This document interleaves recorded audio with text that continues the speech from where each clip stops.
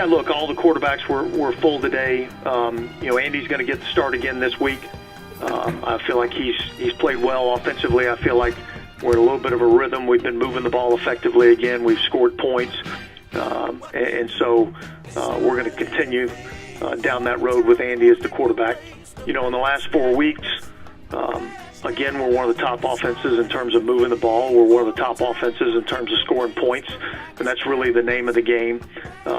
So we're going to continue doing what we've been doing. We got to do a better job of protecting the football, and if we do that, I think we can be highly effective offensively. Look, I don't think any of those decisions are easy decisions, but yet when you look at what we've been able to do statistically, we're converting third downs, we're scoring points, we're moving the ball. There's a lot of things that we're doing really well offensively, and I didn't feel like there was any need to upset the apple cart there. We'll keep going how we are, and if we continue to do that, then we'll stay the course. It wasn't perfect. There's a ton of things that we got to get cleaned up. But certainly that's something that we got to clean up. We got a lot of things we got to clean up, but still a lot of things we got to clean up. We got a lot of stuff to clean up in a short period of time. We got a lot of things we got to clean up, but cleaned up. We got a lot of stuff to clean up. We got to clean up. Clean up, everybody, everywhere. Clean up, everybody, do your share.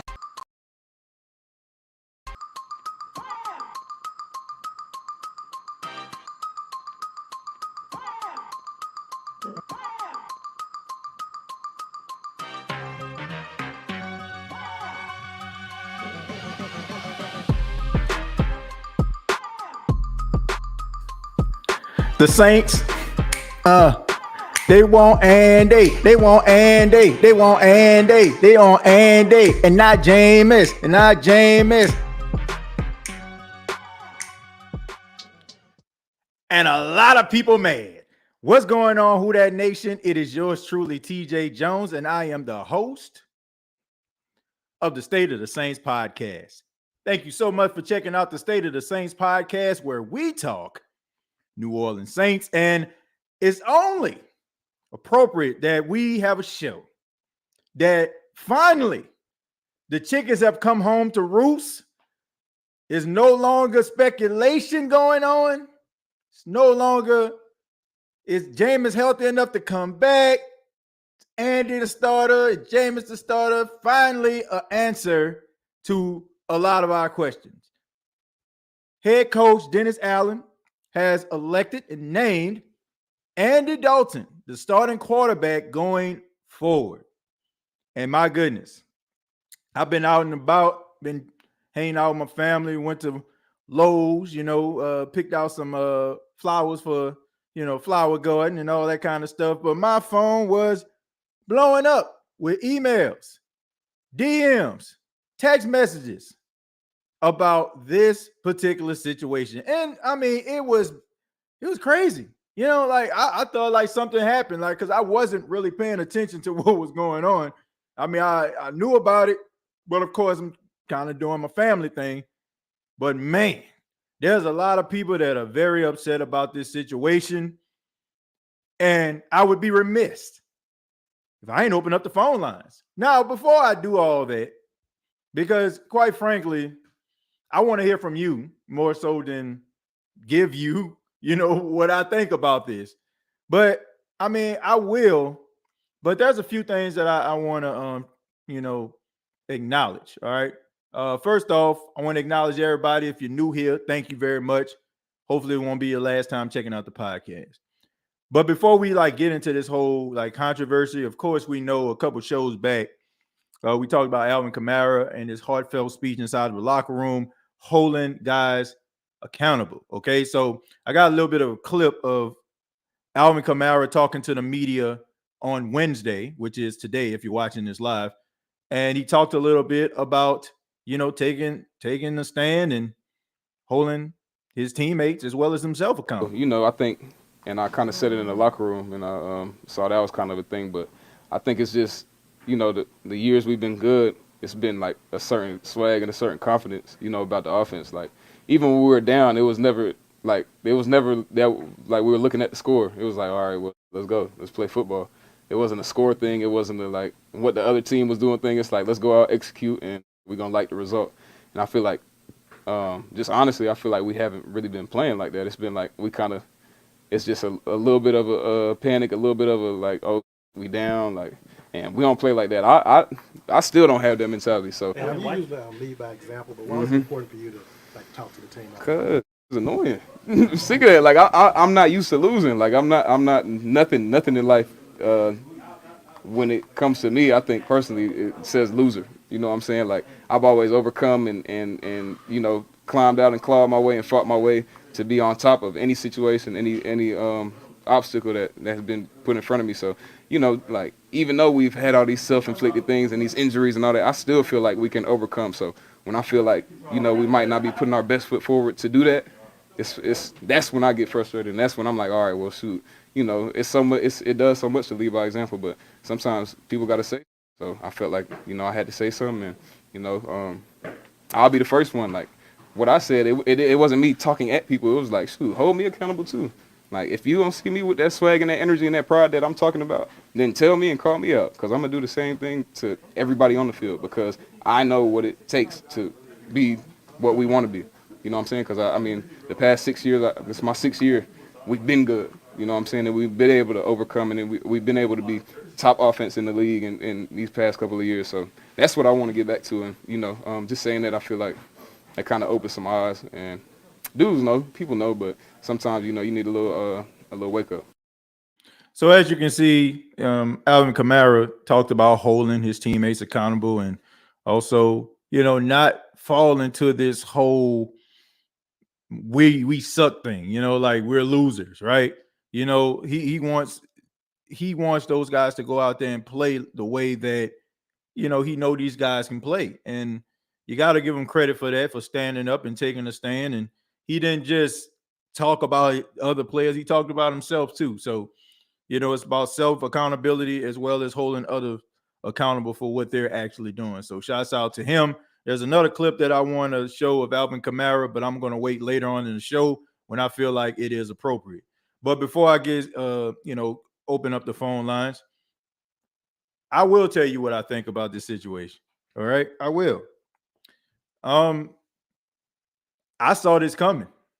I'm serious. Like, I know this is gonna sound crazy, but there was a couple shows in which I said when Jameis was hurt, I said the reason why Jameis don't want to sit down because he knows there's a chance that if he does, then he'll never see his job again. And I mean, look, you can kind of see it. You can kind of see it like this, like if you think about like the beginning of the offseason, you can kind of see that this was kind of shaping up to be what it was, because we all know that the New Orleans Saints and, you know, the New Orleans Saints wanted Deshaun Watson. This was what it was. If Deshaun Watson would have selected the New Orleans Saints, there would be no Jameis Winston. Jameis Winston has always been, and I got to use this analogy. He's like the daughter in the back room. You know, like you ever see like one of the movies and stuff like that, the father or the mother presents the daughter that they want the guy to marry. And, you know what I'm saying? Meanwhile, you know, you got Cinderella in the back, basically. You know what I'm saying? Like, you know, like she was nobody's first choice, right? Nobody like looks at him that way. That's just the reality. When the Saints couldn't get what they want, when they couldn't, you know, I guess I got to settle for, for her to, marry or whatever. Y'all know, I'm just saying, like one of them old movies that you watch. And that's just kind of what it was. Like they couldn't get Deshaun, so they got Jameis. And when they got Jameis, it was like, okay, we're going to pay you 2 years, but you know what, $28 million, if I'm not mistaken, but we're going to give you $21 million up front. So the majority of that money he already got. So if it don't pan out, then you're not basically on our books for the foreseeable future. It just don't work out, right? It's almost like basically the second year is almost similar to a phantom year. So they always felt in the back of their mind like, okay, if this guy messes up, okay, we gotta have a backup plan because of his reputation. So Andy Dalton was always going to be in this position. I don't care what they say. I don't care what they say. And you have to give Andy Dalton credit on this too, because I'm sure a guy like Andy Dalton, who has started in over 160 some odd games, could find a place and be a backup quarterback on anybody's team. Like, he could have basically picked any team he wants to. You don't think he decided that he would roll with the New Orleans Saints because of Jameis Winston's reputation? It seemed like it would be more appealing to him because he knows there will be a strong chance. And I wouldn't put it past the organization for them to even use that as a pitch. So, but anyway, fast forward. Jameis Winston could not afford to start off the way that he did. And he definitely couldn't afford to get hurt. And because he got hurt, he lost his opportunity, which he already knew. He already knew what was going to happen. That's the reason why a lot of people are like, why is he out there? Why is he out there? Because he knew there's a strong chance that he will never get his job again. And also, I'm just gonna keep it 100 with a lot of people. This might have been Jameis Winston's last chance to really be a true starting quarterback and really be given an opportunity to lead a franchise. Because as messed up as this is, people are not going to look at the torn ACL. They're not going to look at the 4 back fractures. They're not going to look at the ankle injury. What they're going to look at, fair or unfair, is a guy who had an opportunity with no competition to be the starting quarterback, and he had 3 really good wide receivers, and they brought in Tyrann Mathieu, and despite how he's playing, and they brought in Marcus May, no matter how he's playing.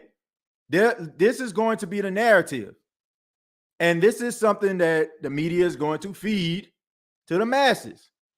Now, we all can, like, the unfair part about this is we as fans, we understand the whole thing and how the Saints work. But when the mass media talks about Jameis Winston, people have been influenced by the mainstream media when it comes to Jameis Winston since he got into the league. So this is going to continue to fan the flames, and it's going to make other teams be reluctant to make that decision, because based on the influence by the mass media, if they do decide to go in that direction, then guess what? Then a lot of people going to kick against it. Fans are probably not going to be happy about it, and fair and unfair. But that's the way that the mainstream media works. That's how mainstream media works. Like, they can make you the biggest hero, or they can make you the biggest villain. And by the time they make you the biggest villain, there's absolutely nothing you can do about it. So it's unfortunate. So what can happen? Andy Dalton go out there, he plays terrible. Jameis comes in, gives us another opportunity. But all of this is stemming from if Andy screws up, which we see that he can.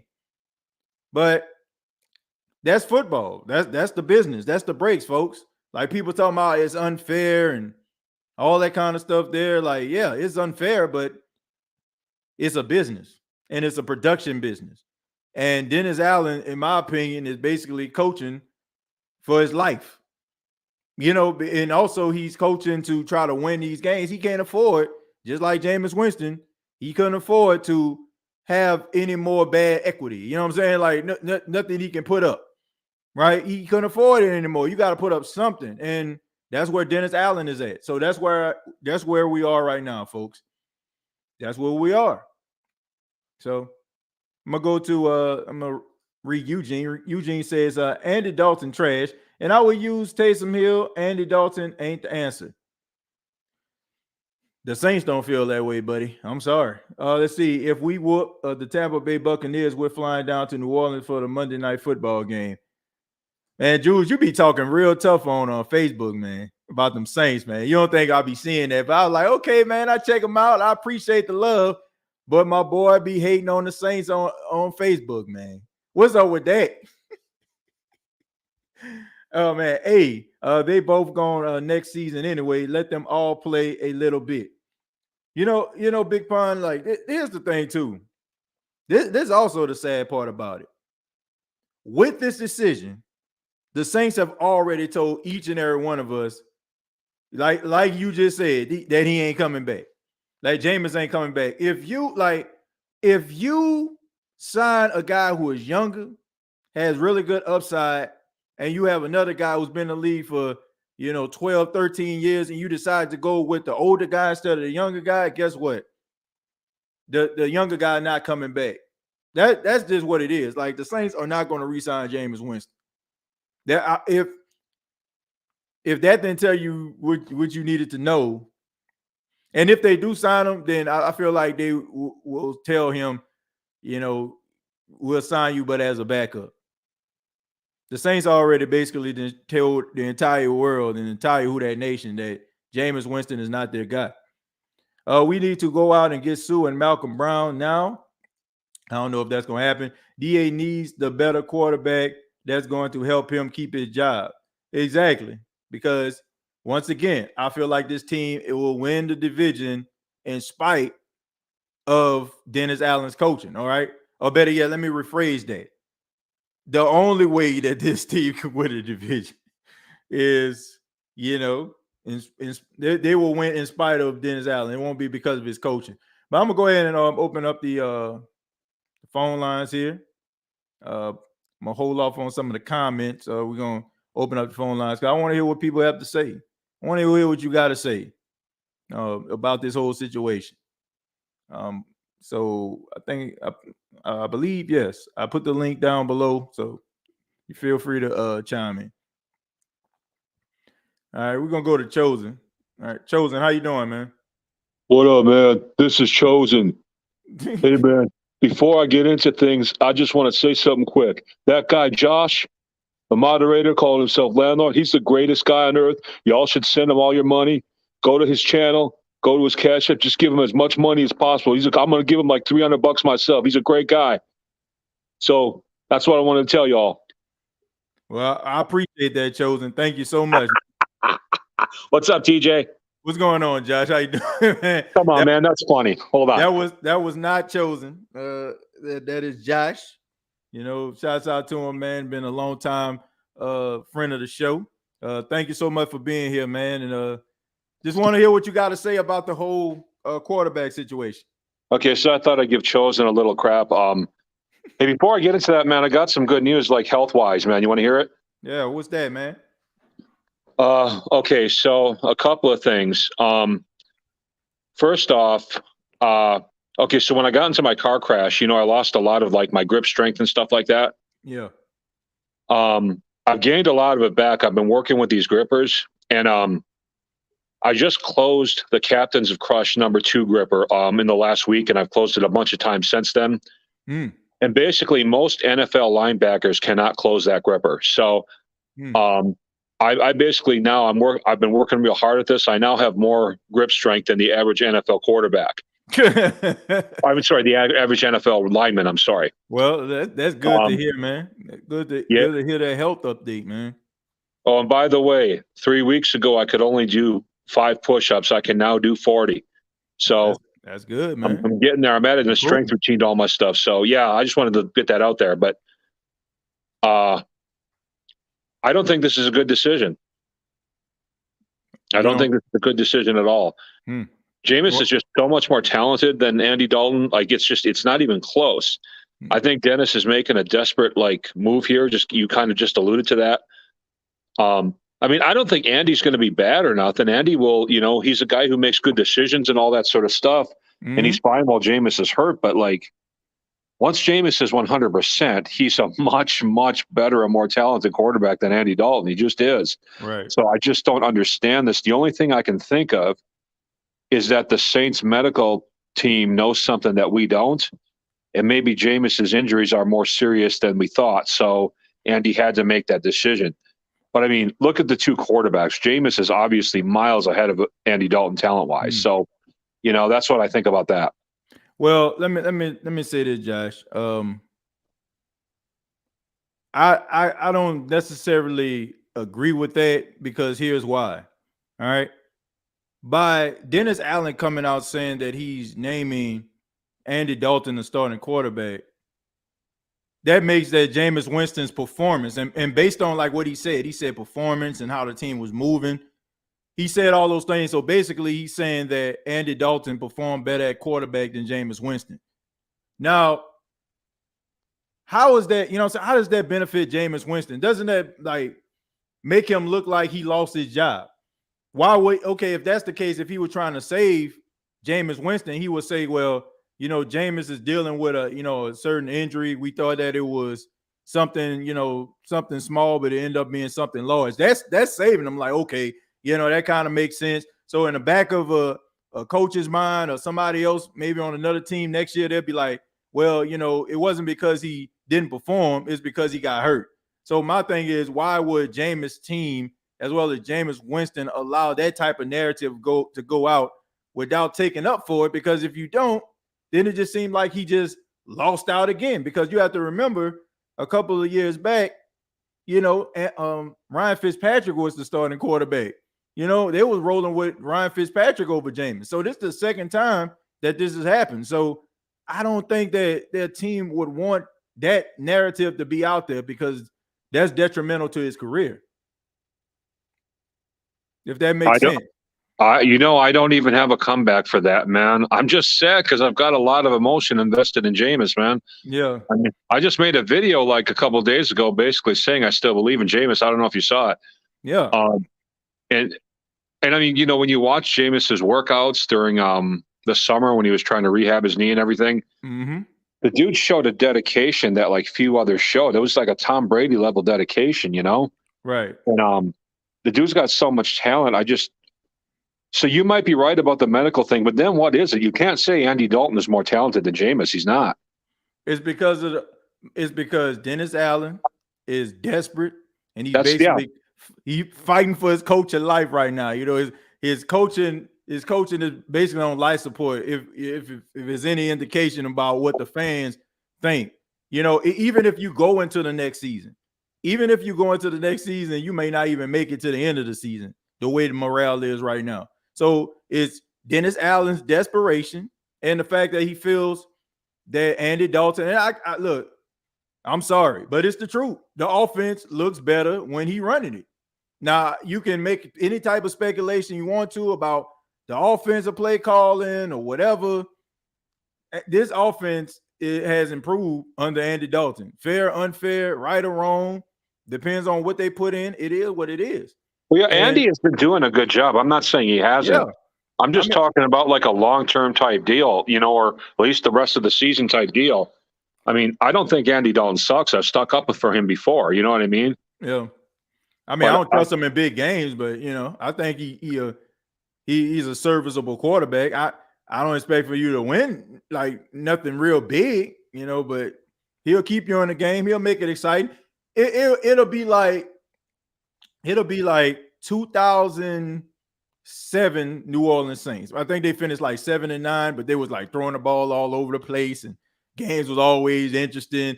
And, they ain't really have too much of a defense, and Drew Brees had to come out there throwing for 300. So it'll look exciting, but I don't know if it's going to win you anything. So let me ask you this then. Now that they're going with Andy Dalton for the rest of the season, right? Obviously, they're going to be looking for another starting quarterback after the season's over. So who do you think we're going to eye up? Because Russell Wilson doesn't look good, and I don't even know who else is out there that's halfway decent. I guess we could make a play for Geno Smith now. That's the only thing I can think of. I mean, so what are you thinking? I'm a big fan of Tyler Huntley, the backup quarterback for Lamar Jackson. Tyler Huntley is my guy. Tyler Huntley is the guy that if the Saints can't get who they want to get back into the first round and make a deal, Tyler Huntley is the guy that I'm looking at. If you can get Mac Jones, if Bailey Zappi is playing outplaying him, okay, whatever. Mac Jones is another one. And honorable mention, I know people may not like this, but Jimmy Garoppolo. Jimmy G is a freaking winner. Jimmy's a winner. If you look, this is what people need to understand. Okay, do you think San Fran would let go of Jimmy again after this mistake last time? Yeah. Trey Lance is their starting quarterback going forward. He's the future of the franchise. Jimmy Garoppolo is not coming back. People don't like Jimmy G, that's fine. But I'm just saying, honorable mention. I don't think that you should have him as your franchise quarterback. Let me make that clear. But if you get a young guy that you can possibly develop, Jimmy G can hold down the spot until that guy develops into what you want him to be. Yeah. And then you move on from there. I know people like, look, he's the modern day Romo to me. He gonna put up big numbers, he'll make big plays, and all of a sudden, like, he'll make a play like, man, what the heck is going on here? So, but Jimmy G would be my third pick based on like who's out there right now. If you can't get back into the first round and get one of those bigger name quarterbacks, the ones that can be a franchise, you know, get a guy in the second round, try to do your due diligence, and you know, go with a seasoned veteran. May not be everybody's favorite choice, but man, this dude has been to the Super Bowl. He has led his team to the NFC Championship game twice. So, and he put up 6 touchdowns against your favorite team, the New Orleans Saints. So let's not forget about that, right? When he put up 48 points against the Saints. And who was the defensive coordinator at that time? Oh, yeah, it was Dennis Allen, right? So there you go. And what's his name from the Browns is proving to be better than we thought he was going to be. Jacoby Brissett. Yeah, Brissett seems to have had some major improvement there. So that's another option. But yeah, I'd be happy with Jimmy G. I really would if they brought him in next year. Yeah. I mean, look, I ain't got no problem with it. I don't think he's a franchise quarterback, but he can hold down the fort until somebody else come in. But Josh, man, I got to go ahead and go, man. I got a few more people to get to. But thank you so much, man. Appreciate you. Okay, brother. Thanks. All right, take care. Yeah.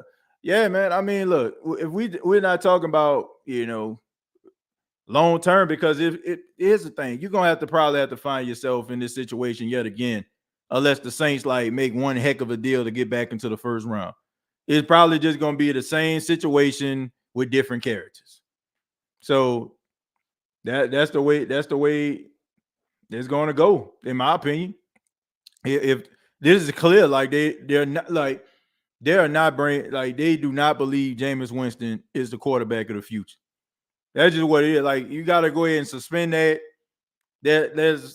He has another year on his contract, but I wouldn't put it past the Saints letting him go. Or, you know, maybe if, you know, trading him to the Indianapolis Colts or something like that, you know, if those quarterbacks don't pan out, you know, like something like that. But they already basically then told us what we needed to know. I'm only kidding about that whole trading thing, but they already told us what we need to know. We're gonna go to Mike. Mike, how you doing, man? I'm doing all right. But yeah, about the situation. Now look, have both of the quarterbacks been playing good? Heck no. Mm-hmm. But one quarterback is showing a little slightly more talent than Andy Dalton. Because y'all got to know on Thursday, and I'm not trying to say that this is a one-game thing, but Andy Dalton, he has poor, and when I say this, I mean poor decision-making. And I know Jameis makes bad decisions too. I understand that. But if you are in Jameis Winston's shoes, right? If you're in Andy Dalton's shoes, and you're in the red zone, and you're at least going to get 3 points. In my opinion, Jameis Winston, I'm not trying to say that Jameis would never, Andy would never, because I hate those type of people. But in my opinion, I feel like if Jameis Winston is there, he's throwing the ball away. Because I feel like, are they both stupid at times? Yes, everyone's stupid at times. But y'all got to realize, Andy Dalton has no signs of improvement. And we've seen some glimpses from Jameis Winston last year. And I was about to get a haircut, and then that's when I saw the news when I came back from school. I was angry, but then I thought about it a little more, and I'm like, all right, we're probably just using Andy Dalton for the bridge to our next franchise guy for like 10 plus years.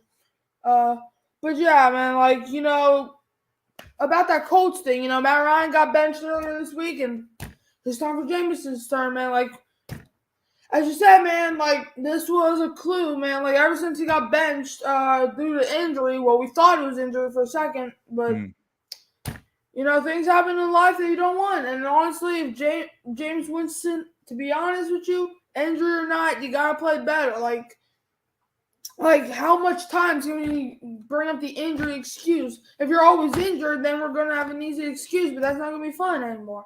Like injury or not, like you had a back injury, not a brain injury, dude. Like you are stupid. Like sometimes you are stupid. Like you can't be throwing the ball at the defender. All right, I backed you up multiple times. Like I came on the show and literally backed you up in front of everybody's eyes.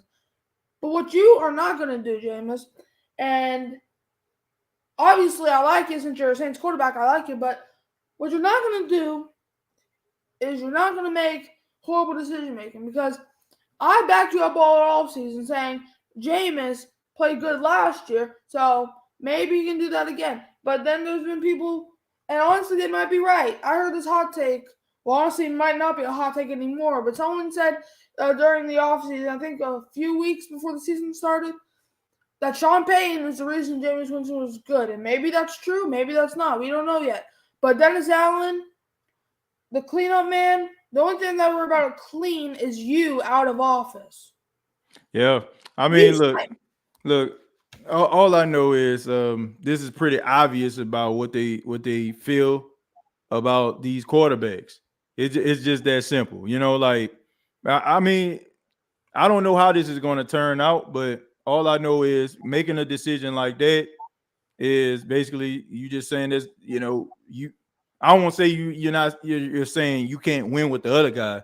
What I'm saying is you feel like this guy's going to make me, give me a better chance of winning. And that's a rough one right there. But Mike, I got a few more people to get to, man, but thank you so much for your comments. All right. Call back anytime.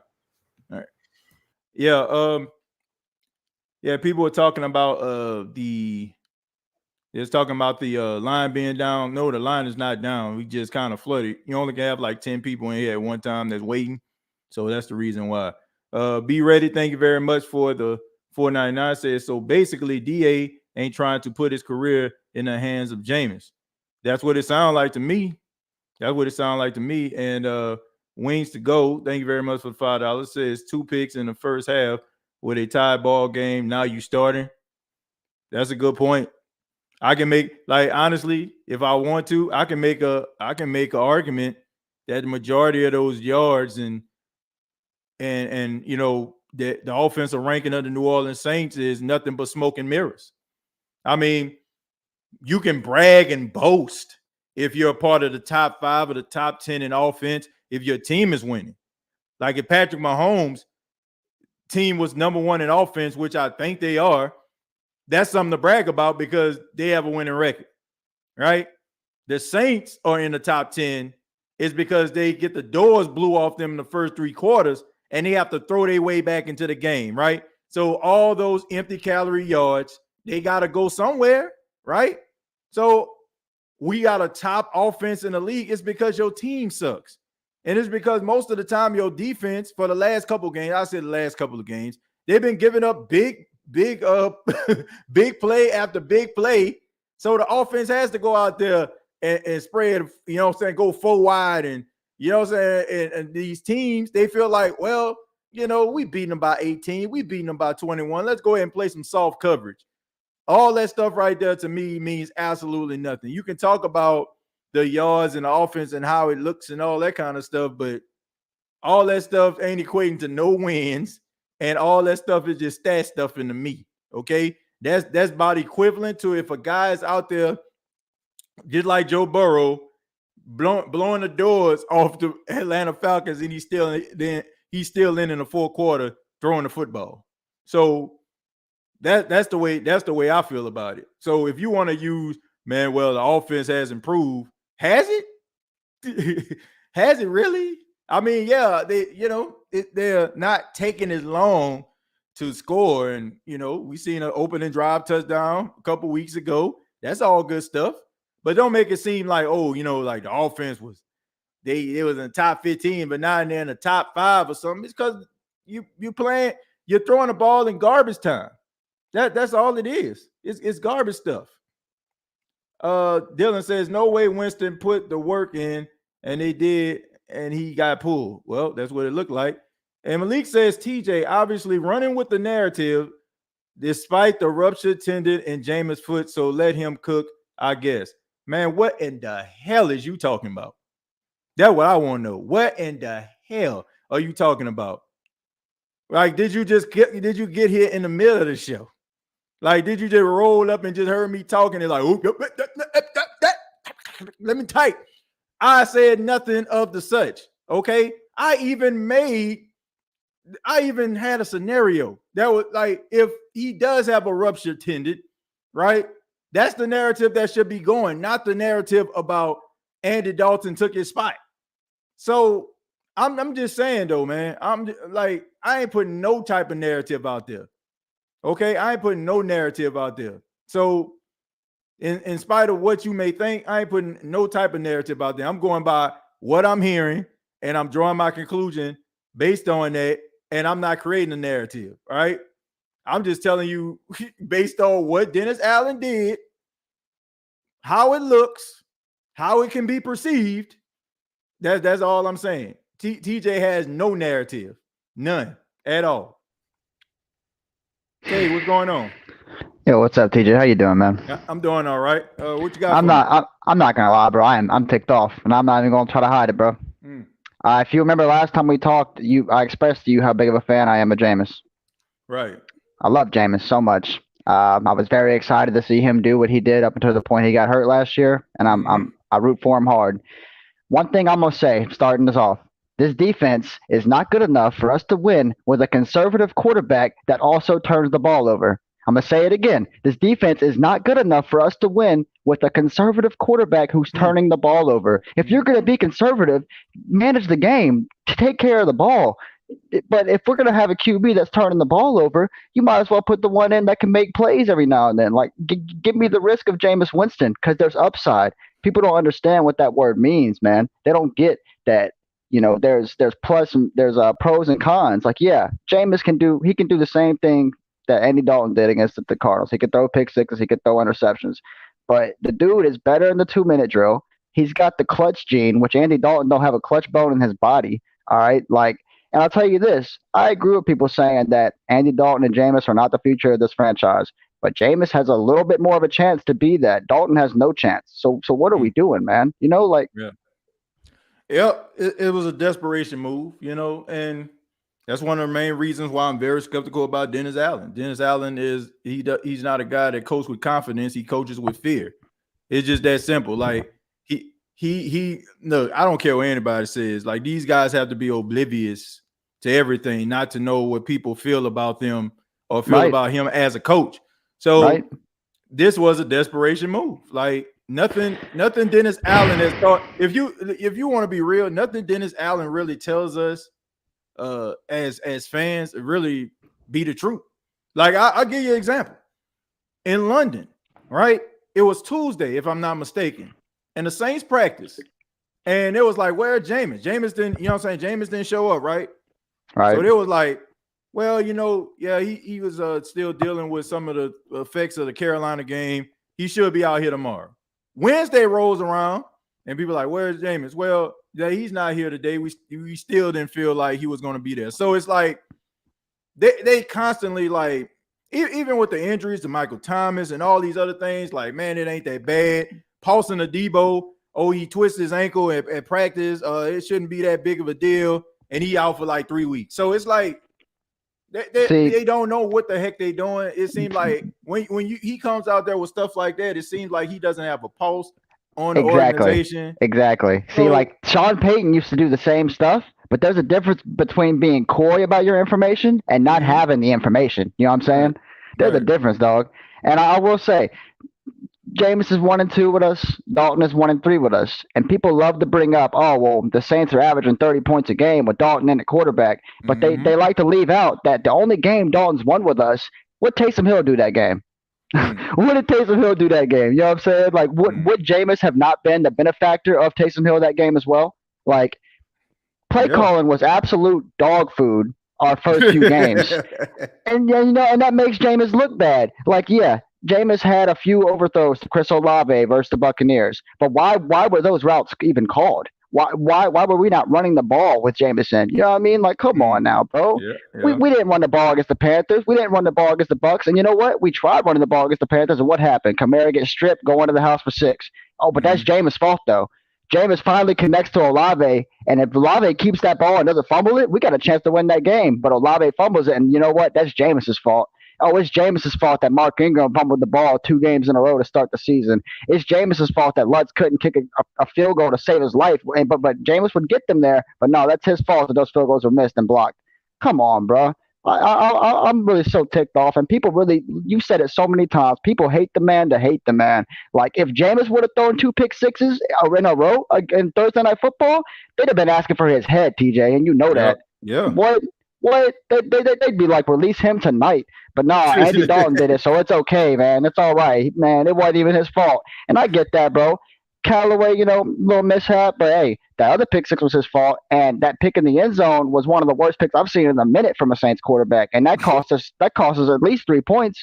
Like, come on, man.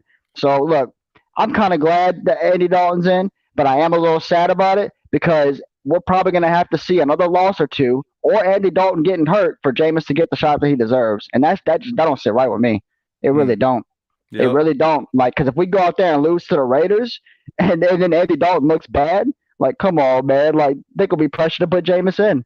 So, hey, I don't know. I mean, look, you ain't winning nothing with Andy Dalton. I believe that. He's shown us twice. He's shown us twice he can't do a 2-minute drill. He can't do it. Dude, he comes in against the Vikings in London. We have a chance to go put points up on the board before the half. What does he do? He gets sacked and fumbles the ball. 3 points for the Vikings. What? Come on now. At the end of the Vikings game, all we need is a 55, 56, maybe a 57-yard field goal. He can't even get us down there. It's a 61, 62-yard field goal, and Lutz misses it. Like, come on, Andy. You can't take that sack in the 2-minute drill against Cincinnati. You can't do that, bro. Like, so everyone wants to say that he's better than Jameis Winston. I don't think so, bro. Because if you're going to be a game manager quarterback on my team, you're going to be conservative on my team with all the checkdowns. That's nice. But you better not turn that ball over. You know what I'm saying? Because everybody likes to bring that up about Jameis. But Andy Dalton's doing the same thing. And he don't got the big playability Jameis do. I'm sorry. He just don't. He just don't. So yeah, and to be honest with you, if the defense continue to play the way that they are, I'll put Jameis in. Because I mean, look, you always gonna be trying. Like, you always gonna be in desperation mode because that defense can't stop nobody. So 2-minute drills matter a lot in this league, especially when your defense can't stop. You know what I'm saying? They can't stop nothing out there, bro. Like, look, I just feel like, okay, if you want conservative offense, Andy Dalton can run that for you. But for sure, if you're going to have a conservative offense, that has to be accompanied by a ferocious defense. Like, if you look at let's look at the 2002, 2003 Tampa Bay Buccaneers. They had Brad Johnson as their quarterback, super conservative, and then you had a lights out defense with Warren Sapp, Derrick Brooks, and Rondé Barber out there hunting. You know what I'm saying? The sidelines. Then you had Simeon Rice. So you had all those good defensive players out there combined with a very pedestrian. And I mean, extremely pedestrian offense, and they won a Super Bowl. The only way I just feel like that type of play calling works if your defense is on point. And the Saints defense clearly is not. So I say, why not? Like, we know that Jameis Winston is a gunslinger, and if you're gonna have to be fighting for your life every single game to be able to win it, why not put the guy in the game who normally just goes out there and plays like a Dak Prescott in the second half, third, fourth quarter, and put big numbers up? Because you're at the end of the day, you're still not going to win anything because Andy Dalton is going to have to make a play to win the game. And 9 times out of 10, I'll say 8 times out of 10, it's not going to happen. Right. Yeah. Right. And with a defense like this, I think we're going to be in a lot of scenarios like that, unfortunately. You know what I'm saying? There's going to be times where we're 14 points down out of nowhere, and we need Andy Dalton to pull us out of that. I don't think that's going to happen. I think Jameis can do it, though. I believe Jameis can pull us out of a 14-point deficit, and he definitely can. He's built that way, bro. Yeah. Like an example I'll give you, the play right before halftime against Washington last year. Jameis hit that beautiful Hail Mary, and that's not like, a perfect throw or anything. That's about Jameis being willing to take that risk. Andy Dalton doesn't have that in him, and it's a good thing sometimes, but it's also bad, man. It also hinders you sometimes, you know what I'm saying? Like, so I don't know, bro. Like I said before, I don't care if it's Dalton, Winston, Taysom Hill, or Faith Hill. You know what I'm saying? I'm repping the who that. I'm repping the who that. But man, dude, I feel so slighted by this, and I feel so hard for Jameis because I really do love him as a player. I really do. I love him as a man. You know what I'm saying? I love him as a leader of this team. Andy Dalton doesn't have a leader bone in his body. I don't know if you saw when he was with Cincinnati that video that kind of went viral where he was trying to hype his team up and they weren't having it for nothing, bro. I don't like that, bro. The quarterback, you got to be a leader, man. You got to be like, and that's something you can't coach. Definitely not our coaching staff. So, yeah. Look, man, I'm interested to see what's going to happen next. Same. We'll see. Tay, thank you so much, man. Appreciate it. Yep, for sure, man. Take it easy. Yeah. I mean, I don't know. I don't know, man. This is interesting though, and man, the optics of it is terrible. If it's not the case that you don't want Jameis Winston, if you still want Jameis Winston, these optics are terrible. Mighty Mouse, thank you very much for the $2. Says, what up, TJ? How you feel about Heinicke? Taylor Heinicke? Hell no. To the no. Hell to the no. I mean, we trying to win, right? I just want to know, we trying to win, right? Now, I know what you're thinking. Mighty Mouse. You're thinking Taylor Heinicke of the Washington Commanders beat Aaron Rodgers and the Green Bay Packers this past Sunday, and everybody high on him. But if you watch that game, I don't think you would be. There were 2 pick sixes. Well, there was 1 pick six and a fumble that was returned for a touchdown by the Green Bay Packers that was called back. Okay? So when you start looking at Taylor Heinicke's stat line, or you probably see that last, clip, Terry Bradshaw. Yeah, look at Taylor Heinicke. He rolls to the right. He throws it over there to Terry McLaurin for a 17-yard touchdown. Look at the Washington Commanders beating up on the Green Bay Packers. I know you probably heard that. We're like, ooh, Taylor Heinicke balling. Then you think about the game with the wild card versus the Tampa Bay Buccaneers. He was balling in. But boy, smoke and mirrors. Please go back and watch that game. And I guarantee you, Mighty Mouse, if you go back and watch that game, you will not be saying that statement. Ryan, thank you very much for the 199. Says Saints fan from Cali here. Love the show, TJ. Thank you, Ryan. I appreciate that. Repping on the West Coast. Appreciate that. Go back and watch that game, man. You ain't gonna be talking about Taylor Heinicke. You're gonna want a Heineken for even thinking that you should have this dude as your quarterback. As a backup, maybe, come in, give you a little spark, I wouldn't mind. But, man, that game was straight smoke and mirrors. We're going to go to Justin. Justin, how you doing, man? All right, TJ. Yeah, doing man, what you got good for me, man? I'm just listening to everybody. I'm getting disgusted. Just here.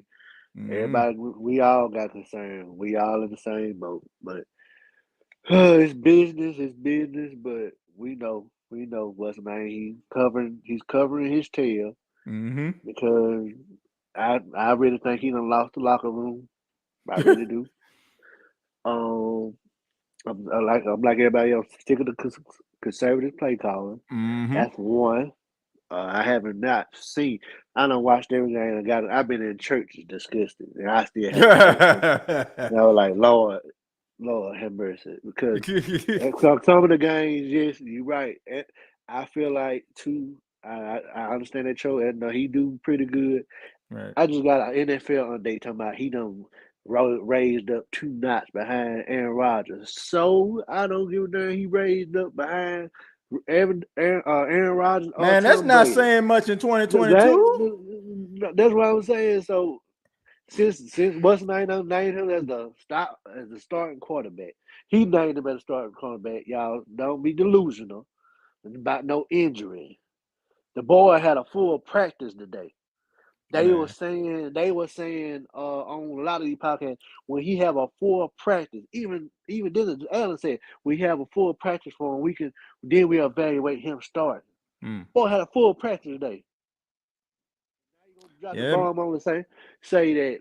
Oh man, that's gonna be my starter for the rest of the season, basically. That's slap in the face. I was happy when you played that backstabber. It was a backstabbing move.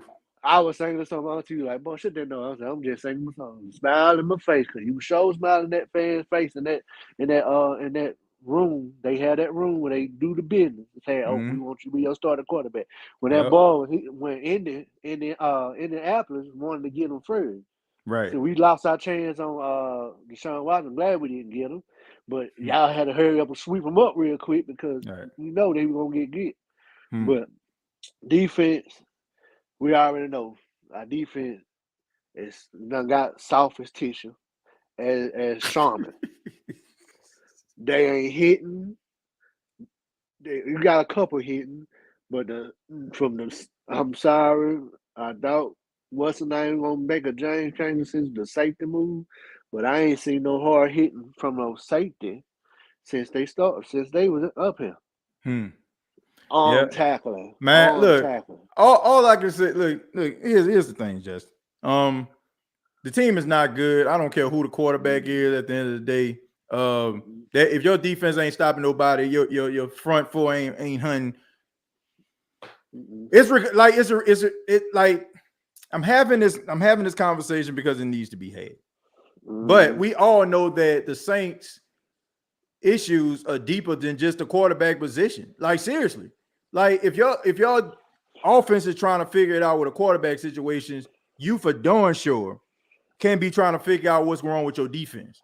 So whoever it is, I want them to succeed. Since it's Andy Dalton, I want him to succeed. But you ain't winning jack. I'm serious. You ain't winning jack if you don't fix that defense. Period. I do not care who you got starting. This is irrelevant until they actually fix the defensive issues. Seriously. Man, you definitely right. But then I'm looking at the whole NFC side. I say, I'll be darned. We don't switch positions. NFC South has done turned to the NFC least. Yeah, it's been pretty bad, man. It's been pretty bad. You got a washed quarterback in Tampa who going through a midlife crisis. You got Marcus Mariota who trying to figure out for the first time like what it takes to be a real true quarterback. Right. Then you got Carolina who basically selling everything $2 for $3 and 2 for $7. You know what I'm saying? Depends on if you got your card or not. And then you got the New Orleans Saints. They basically going through, defense in shambles, quarterback situation going on, like undisciplined football team. It's like, problem after problem.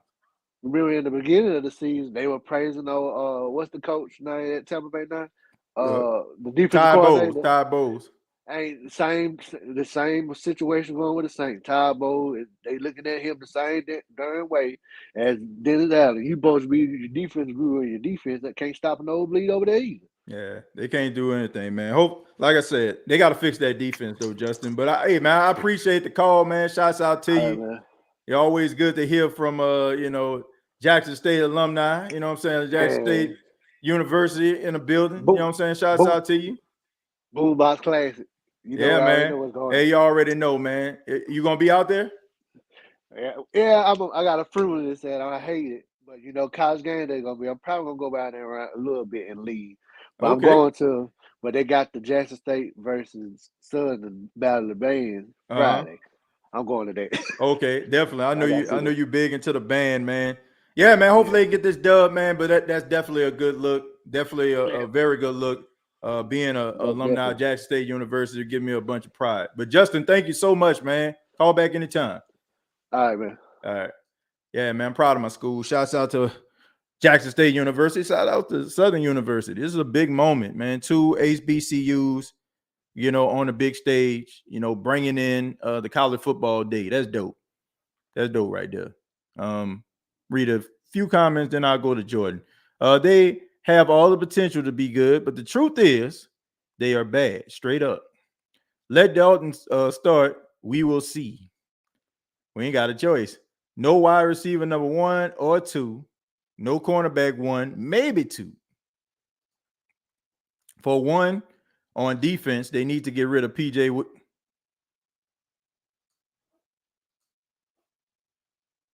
Man, get your ass off that stage.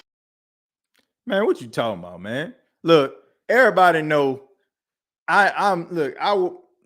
If you go back to the old archives, I had no problem telling everybody about PJ Williams and how he gets smoked like brisket, burnt like a biscuit. I had no problem with that. But I am not going to allow anybody in 2022 to talk about PJ Williams. Seriously, how he's been playing over the last 2 to 3 years. This man is straight up 100% one of the best tacklers and probably one of the best players that you have in your secondary. Like, getting rid of, PJ, man, come on, man. Man, do. Nah. And I'm telling you, go back, I look like the biggest hypocrite in the world. But PJ Williams is one of the best players in that secondary since he went to safety. Now, if you put him on the outside, then that ain't the place you want him to be. But, bruh, come on, man. No, sir. Rich Rules, thank you very much for the $5. Said TJ is clear as day how DA went 8-28. It's all about decision making, and we see DA can't lead a Boy Scout troop.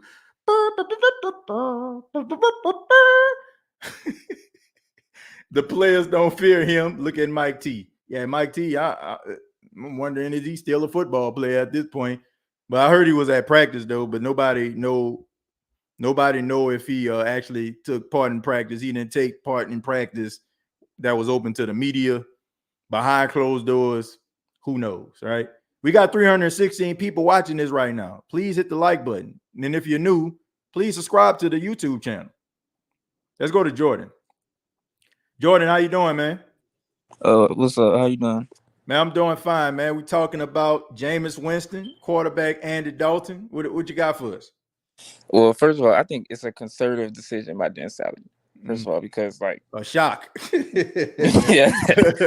Because look at all the decisions he made. It's kind of like I'm not trying to lose, but like let me just like look at. I'm just going back. Look at Will Lutz. Remember Tampa? We had an opportunity to kick a field goal. It was like a 60-yard field goal to it was a goal 6-3 up to halftime. Right. Yeah, he chose to punt it, and then in London you want to take 2 60-yard field goals. Like you just second guessing yourself like every opportunity. Like and now you like that shit was a joke when he said like keep doing what you're doing. Like come on now, right? Like you just second guessing yourself. And one thing I don't have a problem with Andy Dalton. Like I'll give him one thing. Since he came, the offensive line has been playing much better. I think he's been doing a good job at getting everybody in the right position, and I think that's probably one of the reasons why he's above Jameis. Hey, I'm gonna be real, man. I didn't show y'all, Jordan. Hold your thought. I didn't show y'all the entire interview with Alvin Kamara. It's about 9 minutes, and please go to New Orleans Saints YouTube channel. Finish that interview. Shouts out to him. That's where the clip comes from. But go back and watch the beginning of that and his thoughts and views on the quarterback position. And I want somebody to tell me that those captains on that team and some of the people, like they may not admit it, but them captains on the team, somebody talk to somebody. Like go back and look at that interview and see how he was talking. It seemed like to me it wasn't just a Dennis Allen decision either. I'm just saying, maybe I'm wrong. Like maybe I'm just reading way too much into it, but go back and take a look at it and tell me him comparing those quarterbacks, you don't see something. But go ahead, Jordan. Yeah, but you don't remember, I think it was Kamara. He was like, we this little stuff.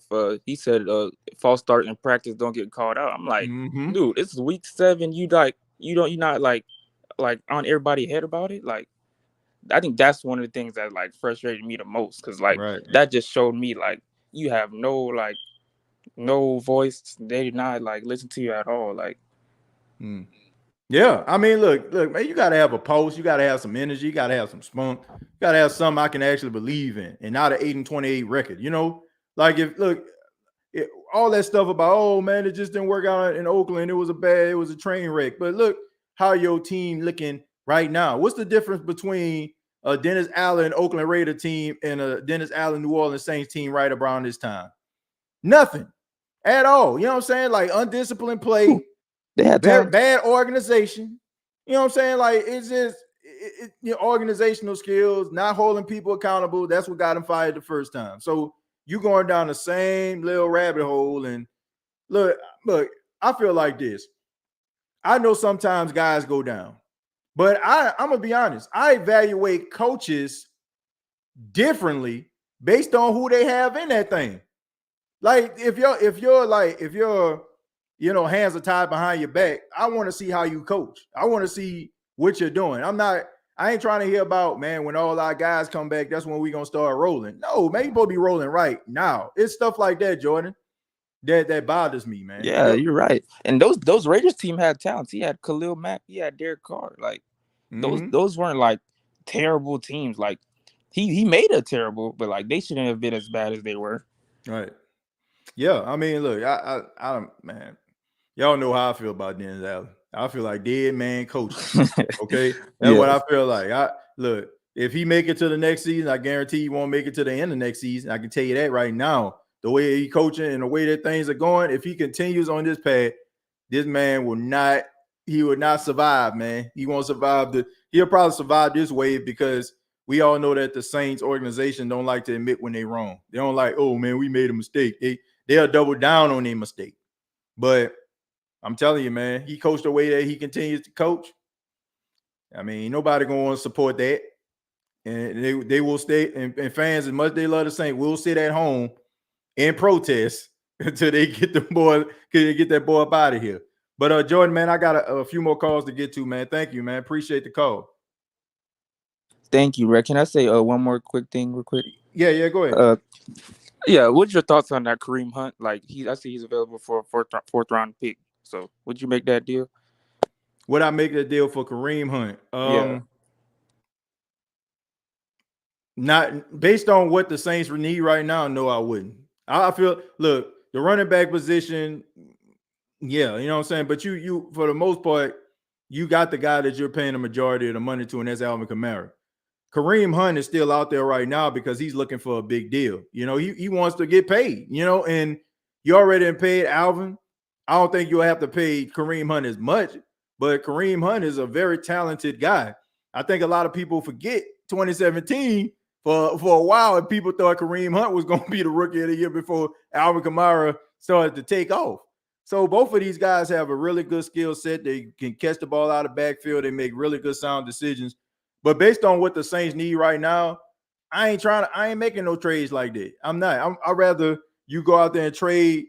If you're gonna trade a fourth rounder, like why aren't you trying to get Robert Quinn? Like that, you know what I'm saying? Stuff like that. Like it's obvious that you need pass rush. Why are you not trying to go out here trying to see what Roquan Smith hitting for? You know what I'm saying? Like, why are you not doing that? He wasn't happy at the beginning of the season. So those are the things that I'm, that I'm more concerned with than a running back. But if the Saints didn't have a running back, then definitely I'll be making a phone call right now. But I just think because you have Alvin, I mean, Kareem Hunt, he's looking for, more of a main role. He's kind of out there with Nick Chubb. I think he's looking for a main role, and I think he's looking for a bankroll. So those two things right there, I just don't feel like, I don't feel like it's the time, man. Yeah. But what about the defensive lineman from Washington, the Payne guy, if you want a defensive lineman, because he's available, the defensive tackle from Washington. Yeah. Look, man, I think the Saints need to look at whoever is available. You know what I'm saying? Any individual that's out there that can be beneficial and helpful to this team. Because like I said, man, you got to be able to improve. You got to be able to improve what you're doing right now if you're going to be able to make any type of run. And look, there's not going to be a collection of guys they can get via trade that's just going to turn this team around. You can add maybe one or two guys, at certain positions, but it's going to take the guys that are on this team for the most part right now in order for them to get where they need to be, man. Yeah, thank you for having me on the show, bro. All right, no problem, man. Take it easy. All right. Yeah. Yeah, I mean, look, I don't feel like there's just this guy out here that the Saints can bring in and just absolve them of all the wrongdoing that they done, the self-inflicted wounds. Like, I don't feel that way. I don't feel like there's a person out there. Like, you can add some pieces to maybe like, kind of, tighten up certain areas, but I don't know, man. It's gonna take a Herculean type effort from everybody in order for them to get back where they need to be. I mean, you one game back, as sad as that is at this stage of this of the season, but here we are. The water boy, and also remember, oh no, we suck again. Oh no, we suck again. Oh no, we suck again. We're gonna go to Alan. Alan, how you doing? No, this is Mage Prime. Hey, what's going on, man? I'm doing good. I just see Alan wants to coach. That's all I see on there. So Well, I was trying to type in. Allen really wants to coach next year with Sean Payton because I really have a feeling he's throwing the season. I just really do. And as far as Jameis is concerned,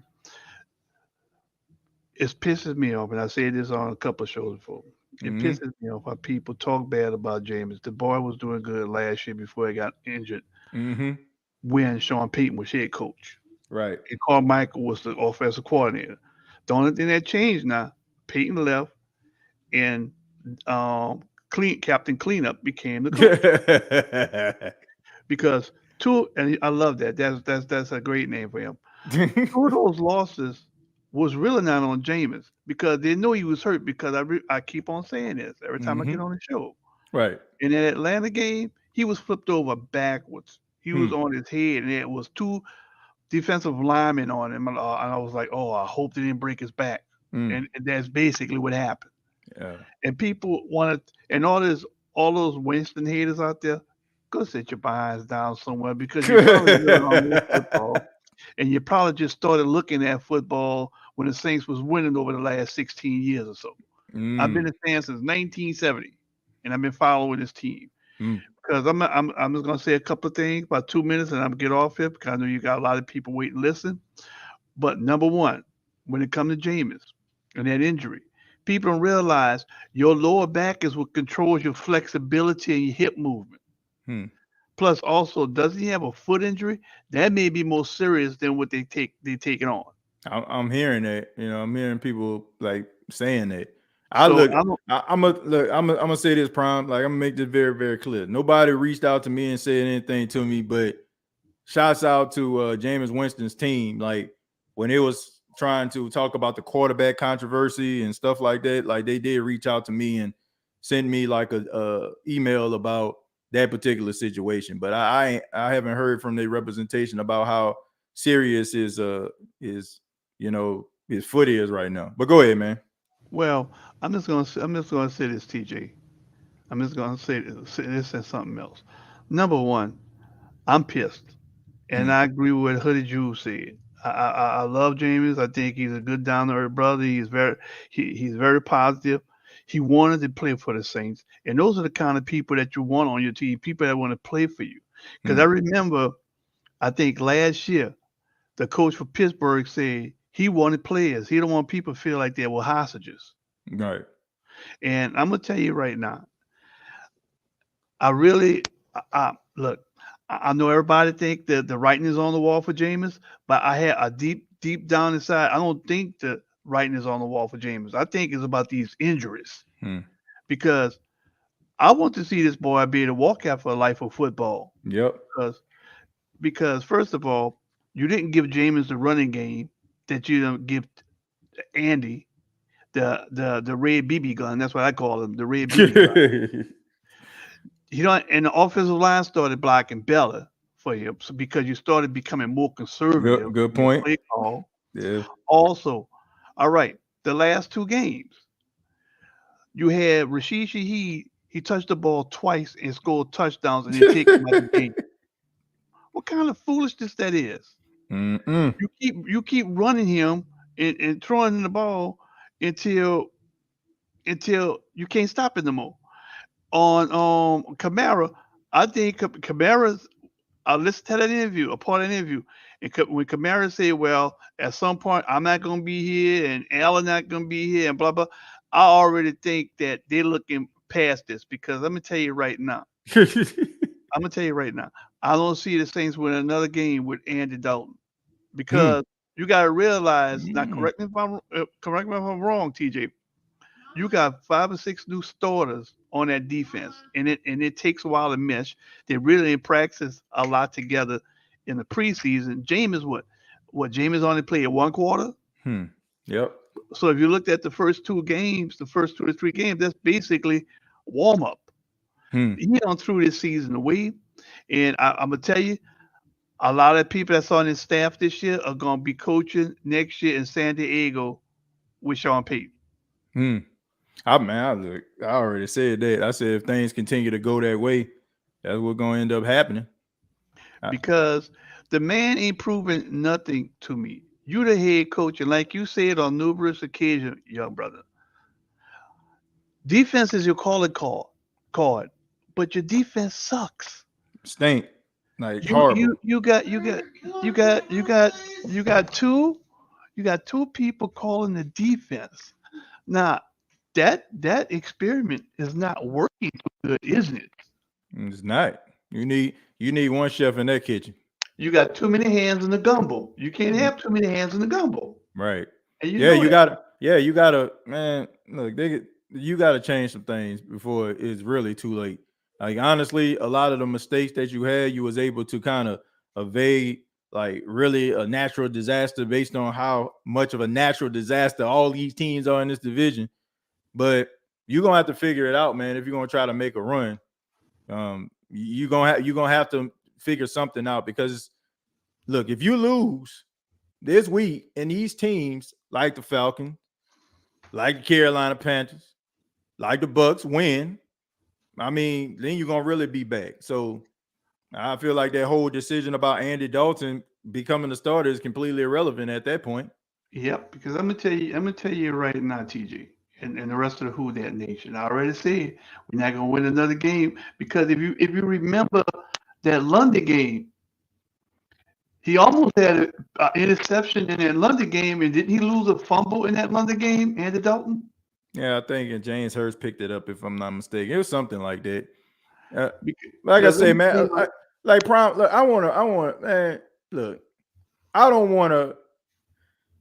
know it's hard to do, but I don't like evaluate quarterback play and look at them like based on the decision of every pass or whatever. You know, I feel like, to me, I just think that's taking the thrill out of the game. I'm more so like looking at like certain situations, like situational football, being able to convert and all these different things there. I feel, I don't care what anybody says, Andy Dalton is a Drew Brees type quarterback, right? You know what I'm saying? Kind of take what the defense give him. And because of all that, I just feel like it's easier to go with what you know than what you don't know. Because Jameis Winston has a completely different skill set from Drew Brees. So I'm pretty sure a lot of the things that Jameis did and added to the playbook probably wasn't what the New Orleans Saints coaching staff is accustomed to. So once again, they're being conservative. I am going to go with what I know. This guy is the closest thing to what I know. He's not what I know, but he's the closest thing to what I know. And I don't have to learn a whole new computer system, if you will. Right. You know, it's basically like that. Like, I just think that the decision was conservative because they're a conservative football team. Right. And I'm going to tell you, I want to say 2 more things. Number one, it's good to have a conservative game manager quarterback, but damn, you got to have one hell of a defense.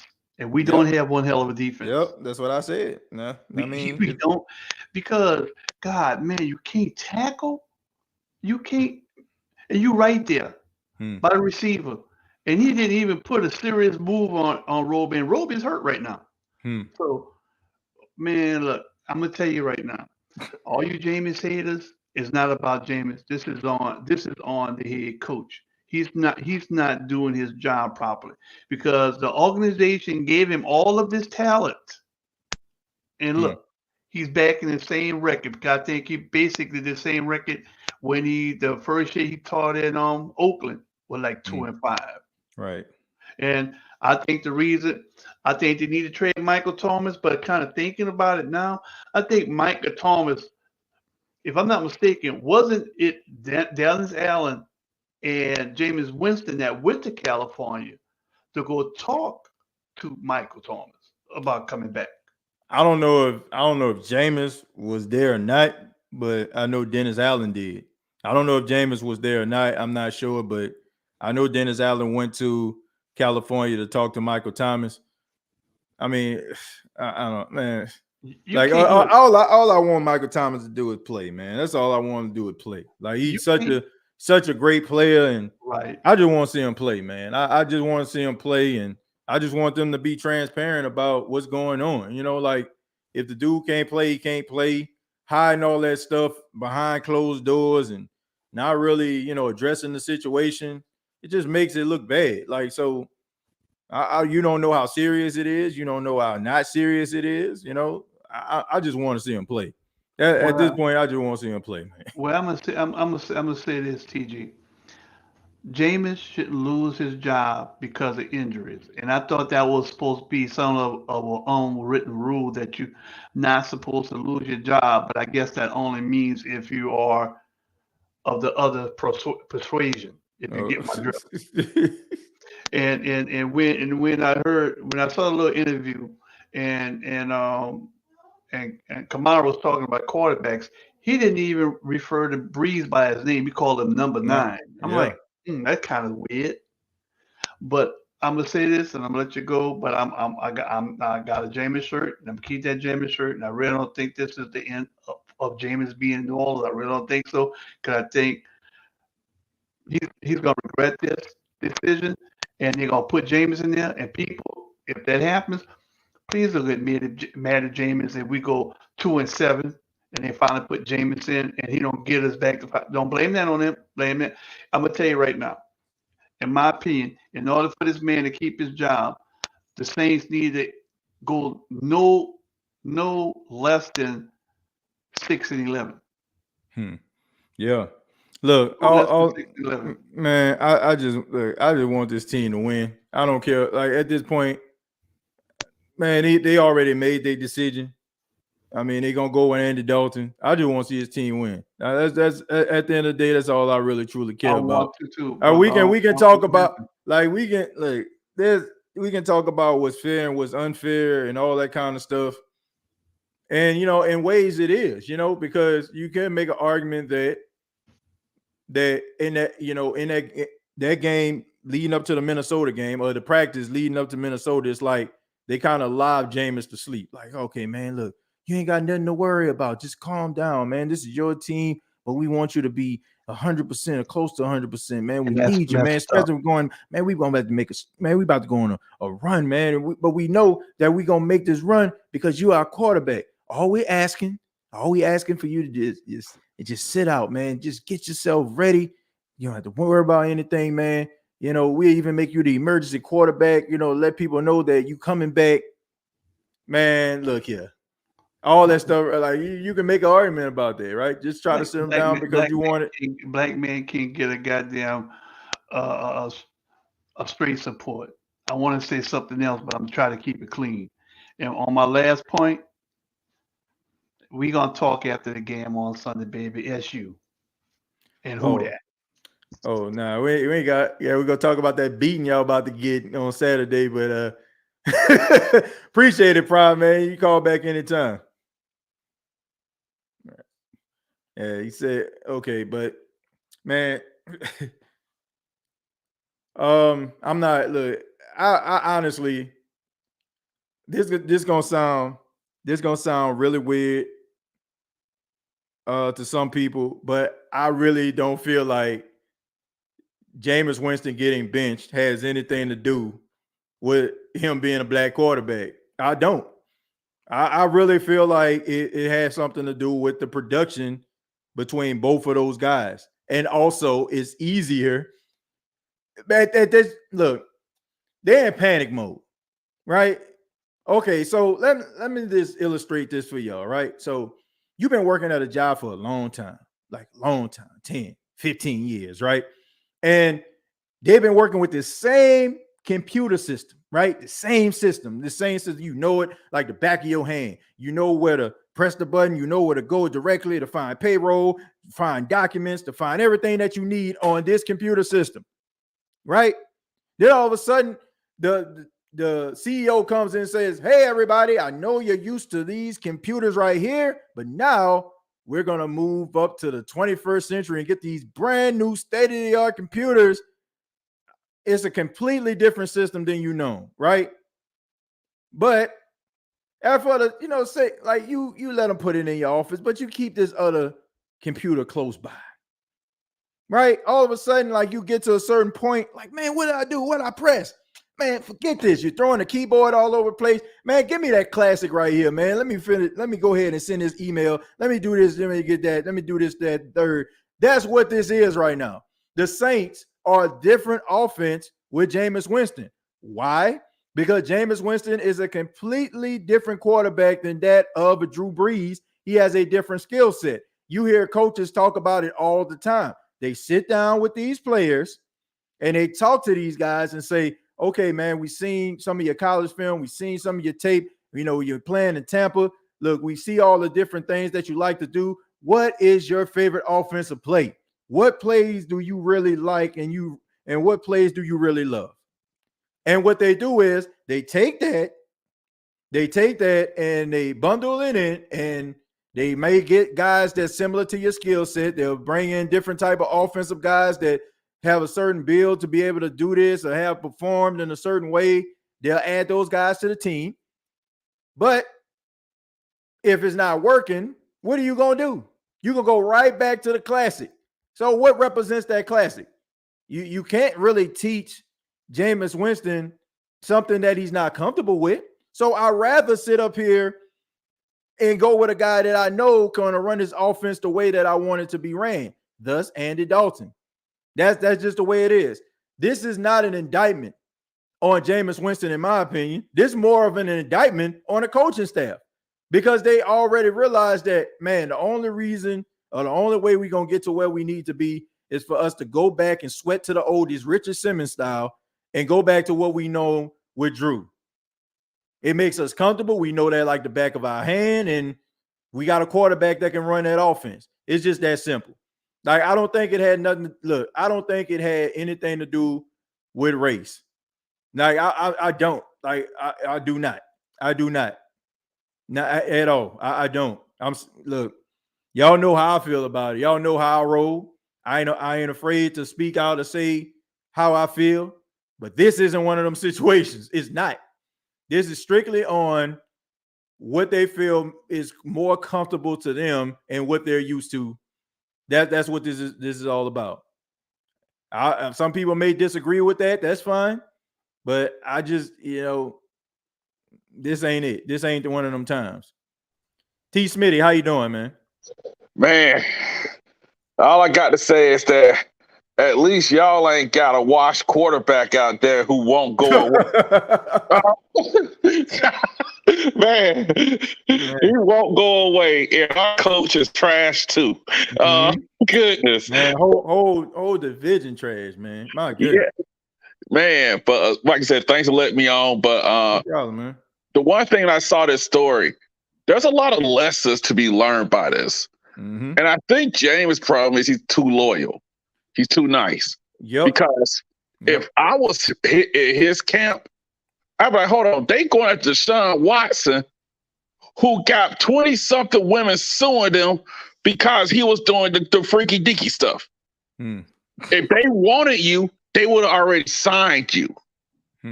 He should have hopped on that plane to Indy. If they wanted him, he should have gone there. Because for what it looks like, Sean Payton believed in him. The rest of the team didn't, like the staff. Right. And people may hate the guy, but you got to look at coaching. Why did he regress this year compared to last year? Because ain't no quarterback succeeded with a bad coach. Mahomes got Andy Reid. Andy Reid's so good, he got Kevin Cobb paid. You know? So the problem is Dennis Allen is not a leader of men. Because people may say, oh, the players don't want Jameis there, but think about this. All he had to do was say, hey, he's been hurt. He ain't healthy. Because what if Alvin Kamara gets hurt again and he can't play and Dennis Allen always performance? You know, part of being a leader is protecting your people also. And for what I've seen as a guy who bet on y'all to win over 7.5 wins, there's still time, man. There's still time, right. but it's looking bleak. Yeah, but the problem is that, one, Michael Thomas isn't the same guy anymore. Injuries hurt him. And I know everybody loves talking about Andy Dalton taking a check down. The real reason Drew Brees became conservative because his arm was starting to go away. He got old. You know, Drew was bombing away in his younger days. Yeah, man. Yeah. And the check down is nice and all until you have to make a play. You know? Yeah. Yeah. I mean, all that stuff is good. Like you said, making the right decisions, you know, like, oh, yeah, I remember this street. Yeah, let me go left. Yeah, you know, I'm stop at this stop sign before I hit the white line. All that stuff is good, but it's gonna come a time, man. You got to put that pedal to the floor, okay? You gotta go. You got to go out there and you got to get things done. And you know, it may have to take you in a duel. Like, think about that AFC division game between Patrick Mahomes and Josh Allen. They were dueling out there, right? You know, you did that. Oh yeah, watch this. Oh yeah, watch this. You look. If you're gonna get to where you need to be, it's gonna come a time where you're gonna have to go outside at 12 noon and at the old corral and go out there and fight for your life. And you know what I'm saying? Like, do you have that in you? I haven't seen it.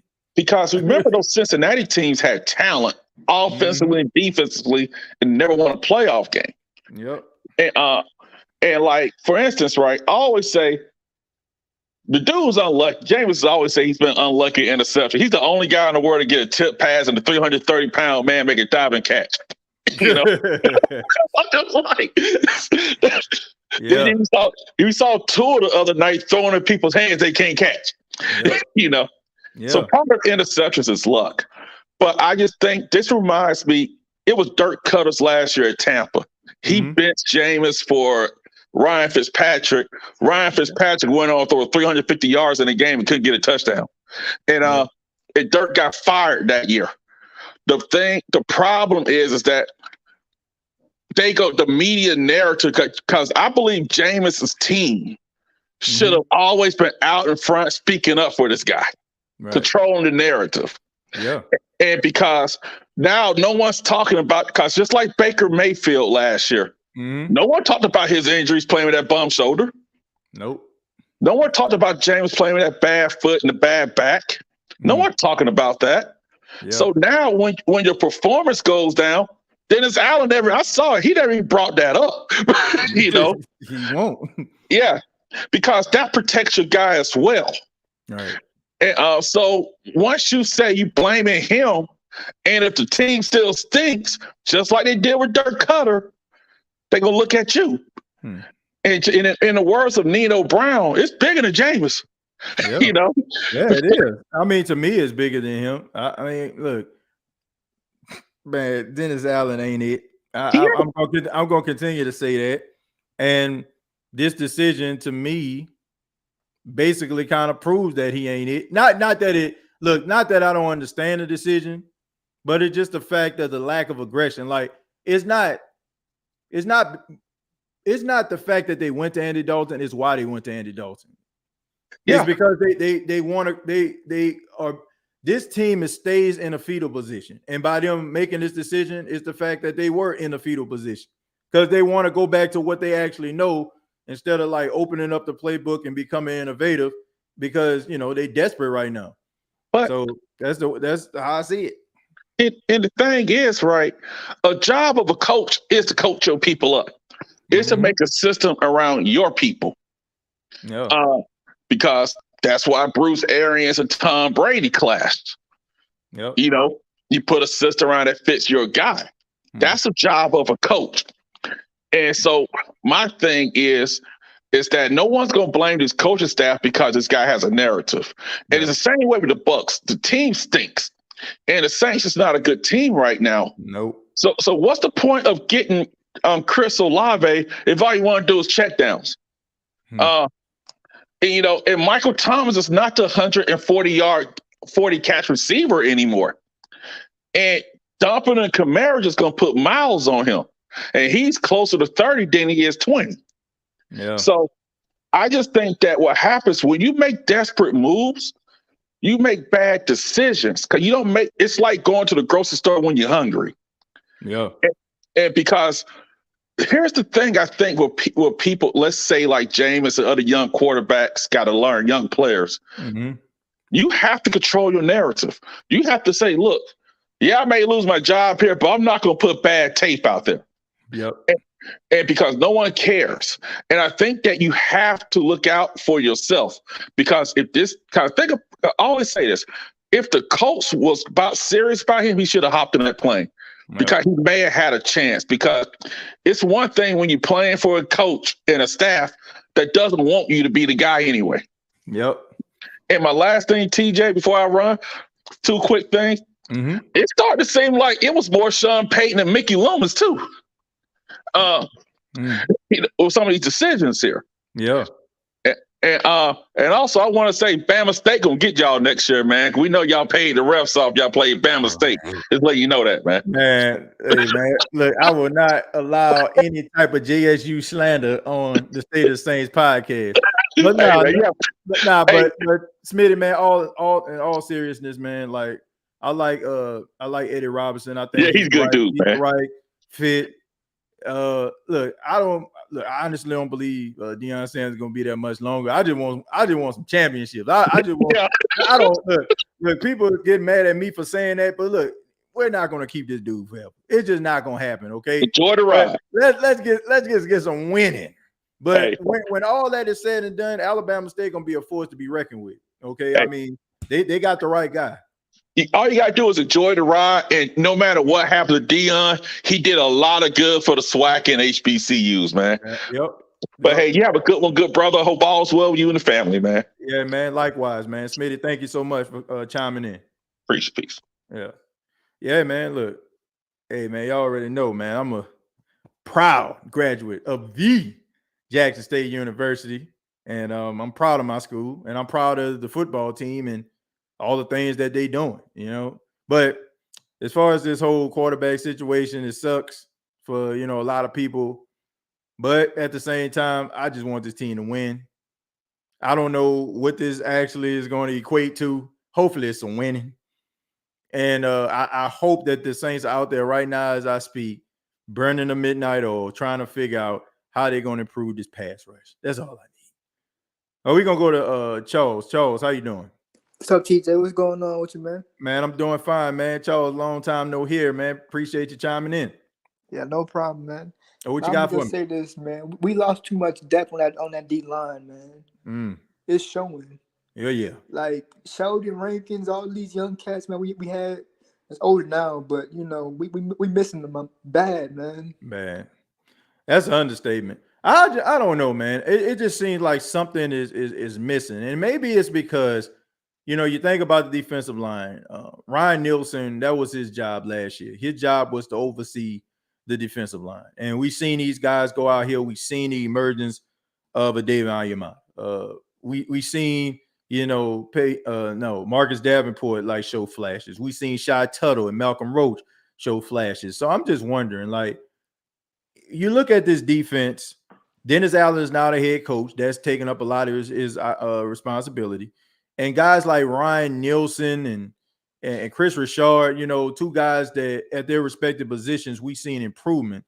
So does it have a lot to do with the fact that these guys are directing their attention to other things where it would have been solely on that particular position group? I gotta ask that question because it just seemed like to me the attention to detail that each one of those guys showed, they no longer show that much attention, and now we're starting to see a little bit of a hole in the boat, if you will. So I'm just wondering, man, maybe they need to change some things up. Yeah, I agree with you on that. And another thing, I think as well, we need to utilize the play action mode with your boy Shaheed, man. Get him going that play action, get him going with them deep balls too, because he be open. Yep. Every time he touches the ball, he's open pretty much every time.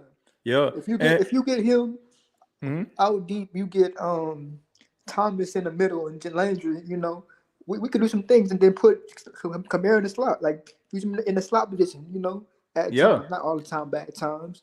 Yeah. And let Taysom Hill run them tight end packages for real. Let him see what he can do because he can catch too. Yeah. I mean, we saw him catch a touchdown in the game on Thursday. That was one of those quick pass plays right there. It's mostly like designed for like bigger guys. I seen him do that with Brandon Coleman, and then I started seeing him with Michael Thomas. They have Taysom Hill doing that now. Win your one-on-one matchup, get into the end zone. So look, I just think that when I look at this team, I just want to see improvements across the board. I just want to see improvement, man. I just want to see these guys step up and play up to the potential and do what they need to do, in order for them to win, regardless to what that may be, because you have a bunch of talented guys, but they're I think you took the coaching and I think you took the player for granted. I do. And as far as with your comment about Rashid Shaheed, Charles, if they don't come out here with a couple packages for this dude this week, I would give him a pass for the game because it was a short week and he probably surprised you. You're like, okay, we're going to put you in the game for just week just to get you lathered up, get you sweating. And all of a sudden, you take it to the house. Okay, man, we're going to try to do that same play last week that you and Andy miscalculated, and he scores on that. So that tells you right there he's a big playmaker. So if you, who are a struggling team, to try to find playmakers at this particular point, and you have one right here, I am going to be extremely upset if they don't have packages and I don't see this dude in the game quite often. I'm going to have a problem with that because you, at this particular point, at this particular time, you've had 10 days to figure this thing out. So here we go. You got anything else, man? Yeah, man. I'm gonna say this too. To end it all, man. I felt like if DA don't work out, we won't get at least 7-8 wins. It probably ain't gonna happen the way it's looking. But if we don't, I feel like we might need to go up to one of them college coaches. You know what I'm saying? Ooh, yeah. Maybe. Just to see if it's available. Yeah. The only college coach that I would be interested in is Jim Harbaugh. That's the only one. That's the only. That's what we need. That's what coach that I would be interested in because I seen him win in the pros and I seen him win in college. So that tells me right there he a doggone good coach. So that would be the only college coach. I ain't looking for none of them boys out there right now because all that rah winning one for the Gipper ain't going to equate to a grown man. So I rather the guy is already in the league, and Jim Harbaugh would be the only person. He would be the only person as a college coach right now that I would want coaching the team, and I'll be okay with it. Right. But thank you, man. I appreciate it, Charles. Call back anytime, man. It's nice to hear from you. No problem. Anytime, PJ. All right, take care. Yeah, man, shouts out to Charles, man. I ain't hear from Charles in a minute, man. Good to know he's doing okay. I'm going to read a few of your comments, then I'm going to go ahead and get up out of here, man. Mickey Loomis. Huh? TJ, you're such a young... I got to get I'm going to try to see if I can get my Mickey Loomis voice. TJ, you're such a young whippersnapper. Mr. Benson was not cheap. We just had guys that didn't know how to manage the cap. The Saints have the third highest payroll before the salary cap era. I hope I did him justice. but that's Mickey Loomis.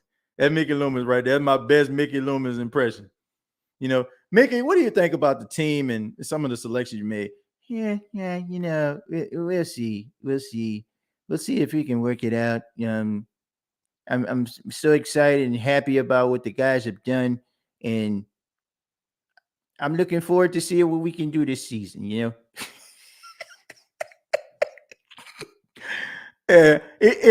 He has like a soft voice, but he has like, I don't know if he's from the New York area, but he has like almost like a East Coast accent. You know, he has like I try to mimic people's voices if I can hear it enough. You know, some people I can't do, but I be trying to mimic his voice because it's kind of, you know, kind of easy to do. The deep ball was nice to Shaheed though. Andy missed on one the week before in the Bengals game to Shaheed in the first. Nestle, that's the play they ran. They just ran it on the opposite side. They ran the same formation, but they ran it opposite, and he scored on it. So there you go. A college coach, yeah, Coach Prime, man, Deion don't want no part of the pros. He already mentioned that.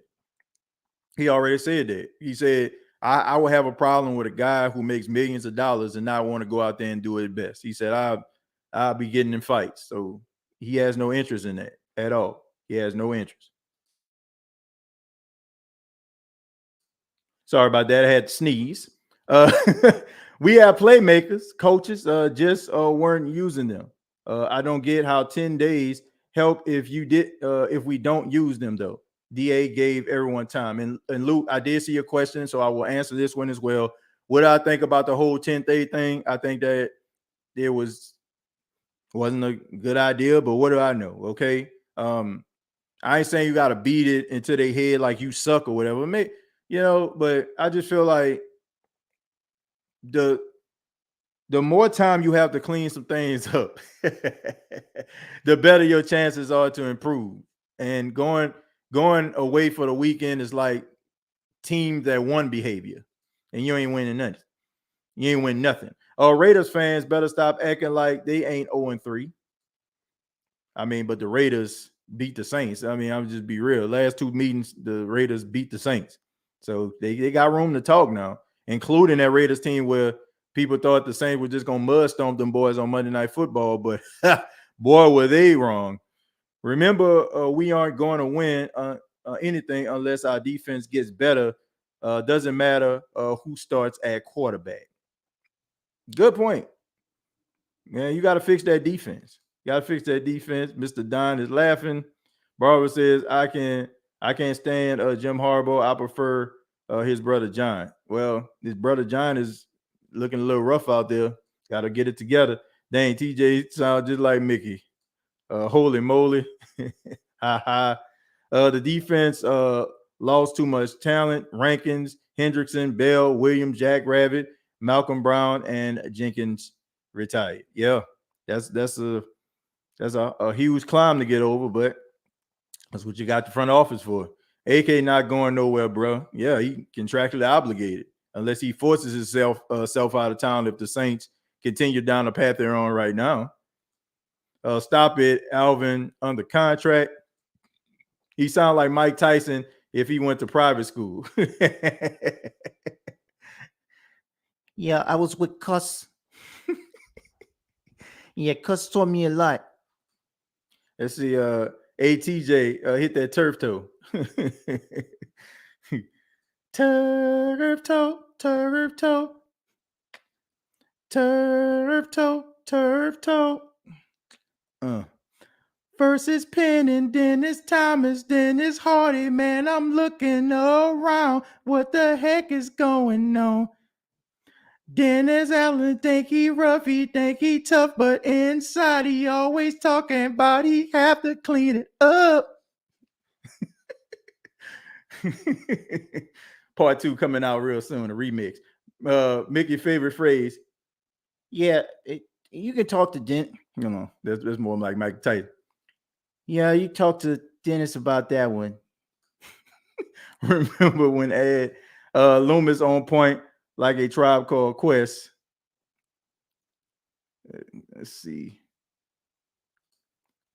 Lisa's not the dread sports hernia. Turf toe. You wildin' TJ with that turf toe. Turf toe, turf toe. That's what you get for that turf toe.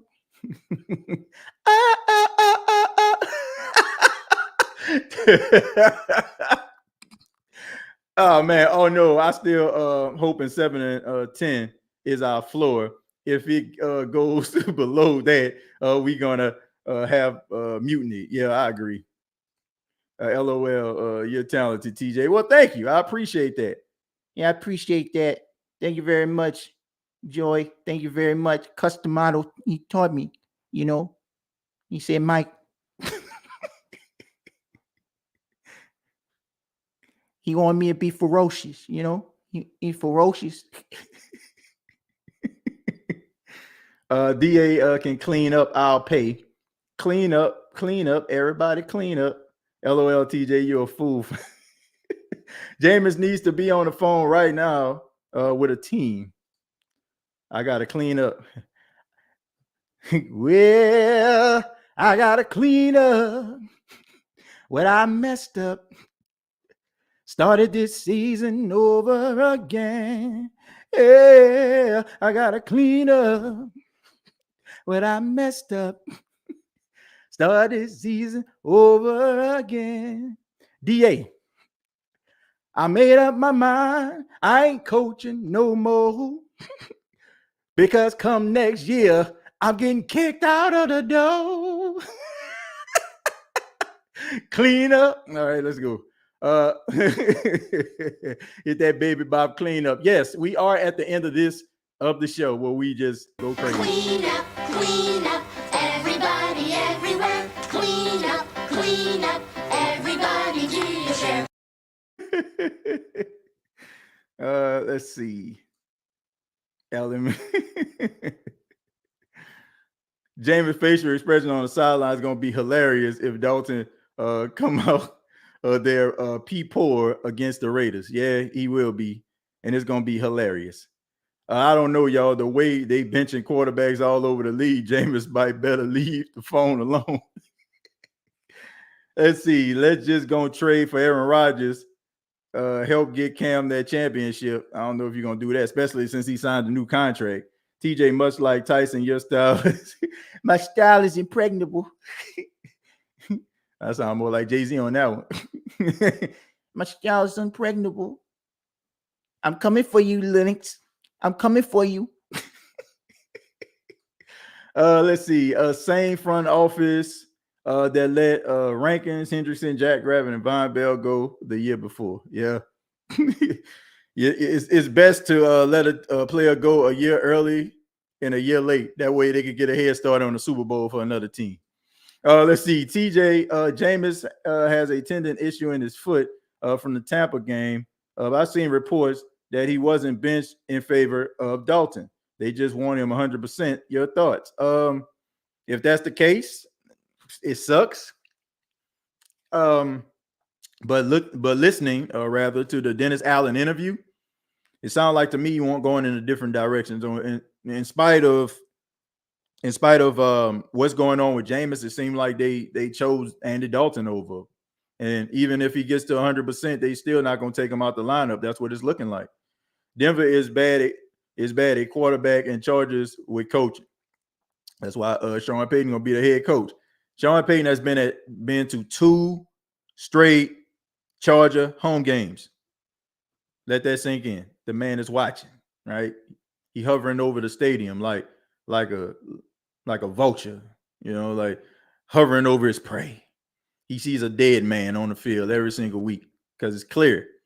If the Chargers don't make the playoffs, they don't win the division, he's out.